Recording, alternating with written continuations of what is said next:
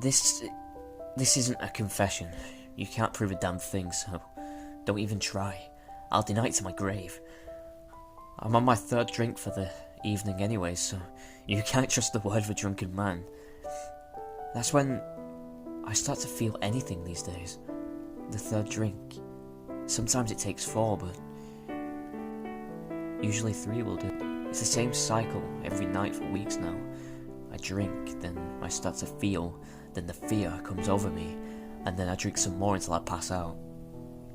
I wake up, slog through the day, keep my head down, keep my chin up, don't draw anyone's attention, go home and repeat.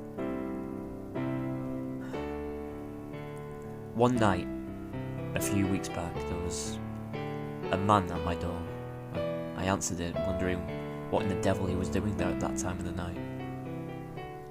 I live at the end of my street, and there's no one around for quite a ways. And even the evangelicals that come through the neighbourhood rarely make it all the way to my house. "Help me," he gasped, his blood-flecked lips quivering in the rain. His forearm was badly broken, bits of bone sticking out through the skin. He was pale and drenched in the rain, and the blood dripping steadily from his haggard frame, pooling on my porch beneath him. "There's been an accident. I need help," he winced. "Can you help me?" he asked. I nodded, dumbly. I was shocked to this state, then ran inside looking for my cell phone. But by the time I got back to the door with it, he was gone. He vanished. The only sign of him was a trail of splattered red leading down my front steps and out into the front yard. I stood there. I was shocked for a moment, then I put the phone away, slammed the door and locked it. I don't know why. I was just scared, frightened by the whole affair. And some part of me, some damned selfish part of me, kept saying it's okay. It's someone else's problem. He's gone. Forget about it. So I poured myself a drink to ease my nerves, and then another. A few drinks later, I had forgotten all about him. And a few drinks after that, I had drunk myself to sleep. I woke up with my head throbbing. I'm not a heavy drinker. Well, I used to not be one anyways. I stepped outside and noticed that there was no blood on my porch. I breathed a sigh of relief. Maybe the rain washed it all away, I thought. Or maybe it hadn't happened at all. I went to work, nursing my hangover, but I made it through the day. Came home, I tried to relax. I'd slept poorly the night before, and my day took what energy I had left. So I decided early in the evening to call it a night. I was just about to go to bed, and there was another knock at the door. I froze, looking over to it. My heart raced. I tried to laugh it off. I just assumed it was just my rising fear. It was just someone at the door, nothing to be afraid of. But as my hand reached for the knob,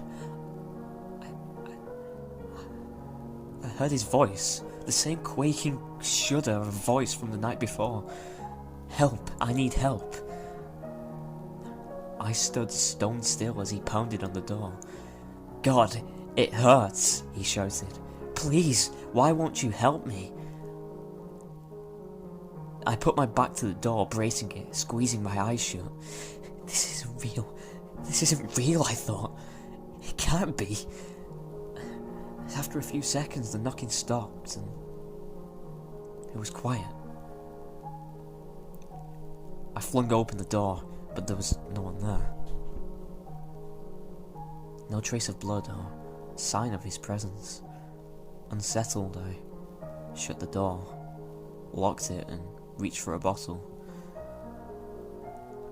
And so it went, for 4 more days, each night the same. The knocking, the horrible man at my door, the cries for help. And each night, I secured the door and waited until it stopped. And then I drank myself into oblivion. By the 7th night, I'd had enough. I made a stiff drink as soon as I got home, and then another one after that one. I thought of nothing but the events of the previous week that day. So naturally I was anticipating the knocking when it came again that night, conferring my paranoid fears. I was waiting for it. I threw open the door upon the first knock, and there he was, battered arm hanging limp at his side, pale face twisted into a grimace. But before he could say anything,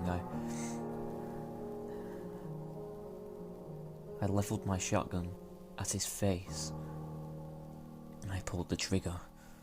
His head popped like a blister, and I fired a second time, blowing his arm clean off and leaving a hole in his torso. Covering in his wet viscera, I shut the door.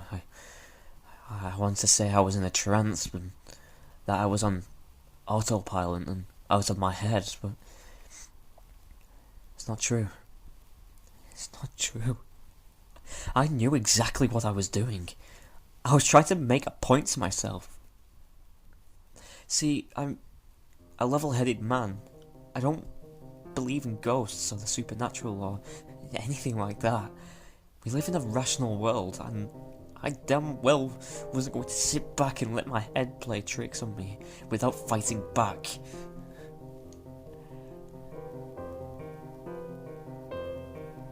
They say blood is hard to wash off,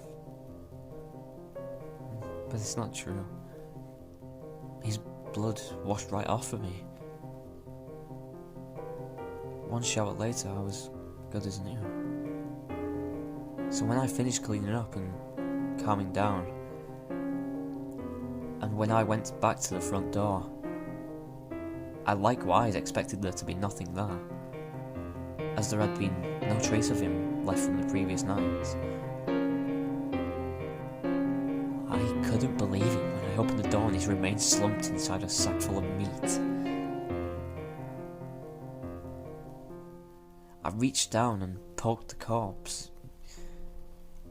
It was solid. The porch was covered in blood and gore. Once more I panicked, and this time I did go into a sort of a trance. The hours passed in a blur, and as I dragged the body around to the back of the house, I dug out a shallow grave, cleaned off the porch and as best as I could, and I took another shower. And then I made another drink. Tomorrow the knocking would come again, I was sure. I hadn't just killed a man and buried him in my backyard. When I got home the next evening, I sat and waited anxiously. Any moment, the knock would come. The man would again be at my door, waiting for me, asking for help. Maybe tonight I'd laugh, invite him in, ask him if he wanted a drink. I thought, slipping my own drink nervously. The minutes stretched out, and it felt like I'd waited an eternity when it finally came. The knocking. I breathed a sigh of relief as I rushed to the door. But it wasn't the man from the previous night. It was the police. A car had gone off the road the night before. They wanted to know if I'd seen anyone. Maybe it was my drunken state that allowed me to lie so convincingly, but after telling them I knew nothing of it, they bid me a good evening and they left, My pulse pounded in my head. This couldn't be happening, I thought. It wasn't real. The thoughts piled on, one by one, and all I could do to quell them was keep shrinking until I lost consciousness. I called in sick the next day. I checked my backyard and, sure enough, the grave I had dug was still there. Still fresh. I dug him up. I burned the body until it was ash. When I was done, I went back inside the house and numbly sat down. And since then, I can't feel anything. Not until I drink. Usually 3, sometimes 4.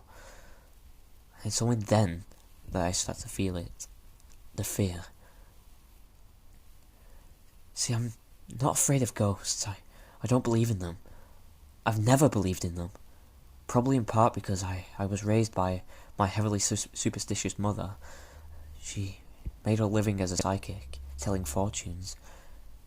She claimed that she had the sight, that she could see a person's fate before it happened, and she had a steady stream of gullible clients that kept a roof over our heads and food on our table, so I didn't make a big deal out of it. But like any kid, I rebelled against her and her beliefs, and when I left home, I found plenty of support for that rebellion. Psychics aren't real, right? No one can see the future, right? Because now I'm afraid my mother wasn't faking it. That she really could see the fate of all those people who came to her. I'm afraid.